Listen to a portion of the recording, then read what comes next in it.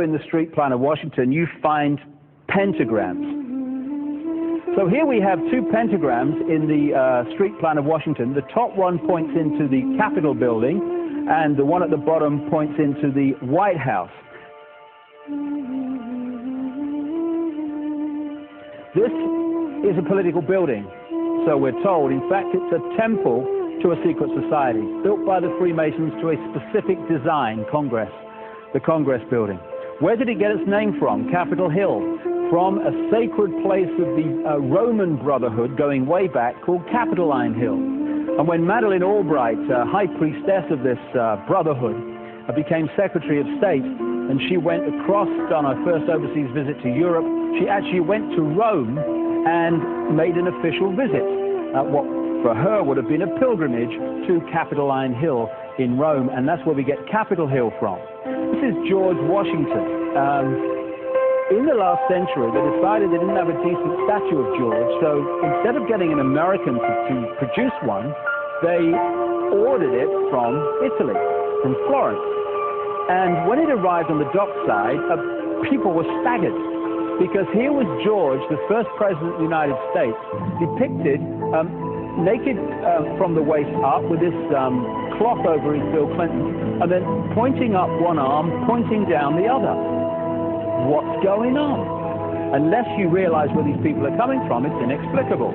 Well, if you just hold that in your mind, arm up, arm down, naked from the waist up, and then Bill Clinton's covered in a piece of cloth, well, this is where it's coming from.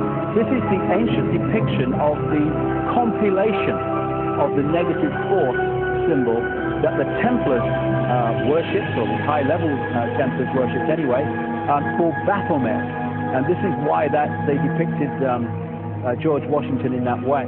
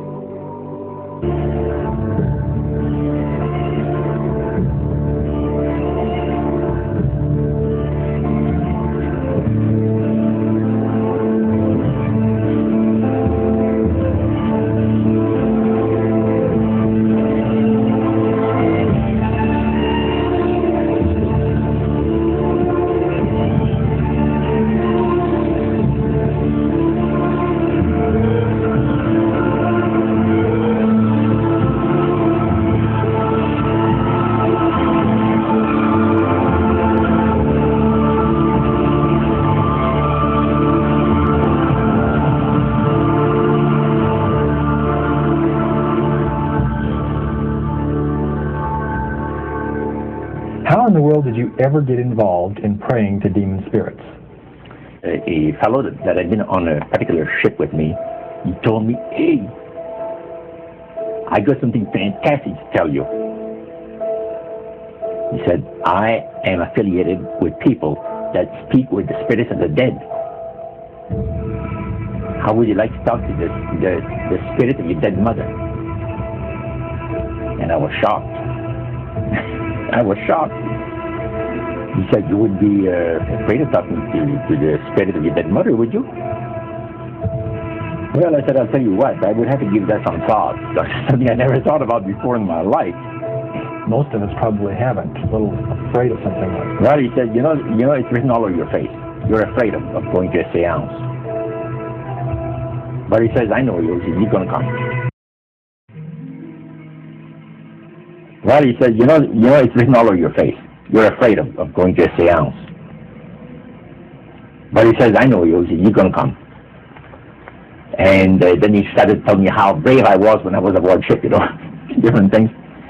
He says, "You're not the same man. You've changed. You're chicken." That's all I needed to hear. I said, "When do we go to a seance?" So one Saturday evening, we were in the place. It was there for some very beautiful, the place medium was a lady. She had a gorgeous new home in Montreal. And there were about 20 invited guests there. Which I was one of them. And she communicated with the spirits, for there's different people there. And they're telling them what the Spirit said. One man said, I would like to talk to my friend that died 6 months ago. But I don't want him to appear. Just want to talk to him.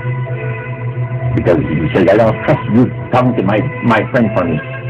So the medium says, let me inquire of the Spirit. Yeah, the Spirit will talk with you. And that big masculine voice was heard in the place. He says, hi Frank. Nice of you to ask for me to talk with you. And they had a little chat. And after it was over, Frank says, this is the greatest thing on earth, to be able to talk with the spirits of the dead. Then the medium said, we have a very special surprise tonight for you people. A spirit will manifest itself openly here in a few minutes. And it's like a big gust of wind hit the building. And right through the wall. And the light went terribly bright, they were like blazing lights.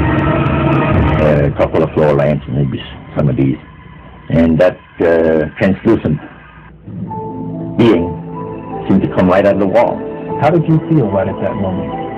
It's almost like my heart stopped a little bit. Very weird feeling. So it was a lady in a beautiful evening gown, swirling. And she said to Mary, my dear sister, you are so wonderful to have asked for me. And Mary fainted and fell right off the chair on the floor. And up against something. Took her up and went down. That was the beginning of it. That's how you got into it. Yeah, that's what we're doing. After a while, you see, there's something interesting about the human mind. You can adjust to an awful lot of stuff. You can adjust to a lot of things that would terrify you to begin with. After a while, they become common and ordinary. So you mean contact with the supernatural can become commonplace and ordinary and doesn't bother anybody? Yeah. In other words, the more that you do it, you're not uncomfortable. That's right. It's not an uneasy feeling. Yeah. So how did you feel about it? Then I got into a secret society that worshiped the spirits, you see. How is that different from the seance, Roger? It happened that the seance I'm not involved in many ways. But when you get into a secret society of spirit worshippers, then, and especially when you're invited there by the direction of the higher ups in the spirit world, you never get out of there alive. And it's exactly what my friend and I were up against. We didn't know anything about it. And there was a very, very popular big band, jazz band, yeah, very famous. And one night we went to one of these seances, and he was with his wife. So Roger, you're at this restaurant. What happened? We sat there, and we had our favorite alcoholic beverages, and as we talked,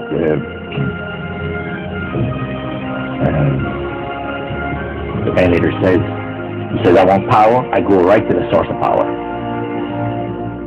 And he says, how do you think that I became famous the way that I am? And I said, you must have had some good luck. Well, he says, there's no such thing as good luck. He says, there's either some power working for you somewhere, or you don't get ahead in this world. That is my type of occupation. So it went from there. We got talking about spirit worship. Did it intrigue you? Or did it make you want to find out more about what exactly he was talking about? Yeah. So he said the supposed spirits of the dead that you're talking with are demon spirits. You're fallen angels. You're beautiful beings. Just set it out, just like that. Yeah. It didn't make you uneasy when he said that? Well, it shocked you a little bit, something that you first hear mentioned to you. He said, you guys have got a great future ahead of you. Because we've been told, the high priest of our society, secret society, has been told that the master has very special plans for you too. Now, what did he mean by the master? Satan. And we were interested to hear more about it. And he told us, he says, look, we worship spirits. We worship Lucifer and all his angels. They're just as beautiful as they did before they were cast out of heaven. He says, there was a misunderstanding in the whole thing. He says, among the inhabitants of the galaxies. And he says, our master was misunderstood. And God did not bear with him like he does with people that make mistakes today. So we're in a warfare, good against evil. And we happen to be the evil ones, but we're not that bad. He says, I look at this business between the forces of good and evil. He says, you believe in one person believes in God, another one believes in Lucifer. It's like politics.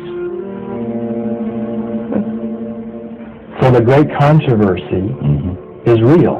And you heard someone talk about it that's on the other side.